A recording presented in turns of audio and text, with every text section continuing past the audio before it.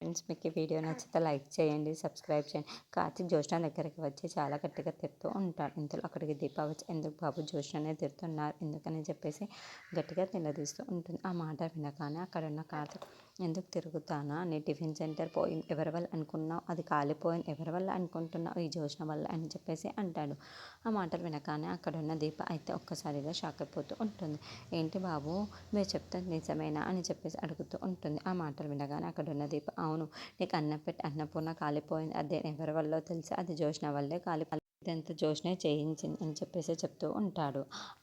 చెప్పేసి అంటాడు. ఆ మాటలు వినగానే అక్కడున్న దీపక్ అయితే చాలా కోపం వచ్చేసి జ్యోష్న చెంప మీద చాలా గట్టిగా కొడుతూ ఉంటుంది.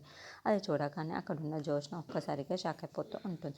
ఏంటి నన్ను కొడతావా అని చెప్పేసి అంటూ ఉంటుంది. ఇంతలో అక్కడున్న దీప మాత్రం కొట్టడం కాదు చంపేస్తాను, నాకు కానీ కోపం వచ్చిందంటే అని చెప్పేసి అంటుంది.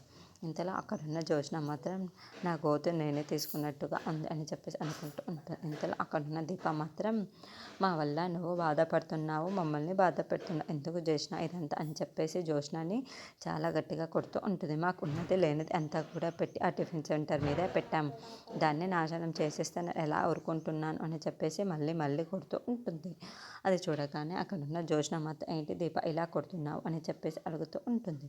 ఇంతలో అక్కడున్న దీప మాత్రం నేను కొట్టాలా చంపాలను, నాకు చేసిన అన్యాయానికి ఎన్నాళ్ళు కార్తీక్ బాబుని బాధ పెట్టాను ఊరుకున్నాను, అలాగే మా వల్ల ఎంప్లాయీస్ని బాధ పెట్ట ఊరుకున్నాను, కానీ ఇప్పుడు నా టిఫిన్ సెంటర్ మీద పడ్డావు అంటే నేను ఎలా ఊరుకుంటాను అనుకున్నావు, నేను ఈ బ్రతుకులేవో మేము బ్రతుకుతున్నాము, అలాంటిది నువ్వు వచ్చి మమ్మల్ని ఇలా చేయడానికి నీకు సిగ్గుగా లేదు అని చెప్పేసి మళ్ళీ మళ్ళీ కొడుతూ ఉంటుంది.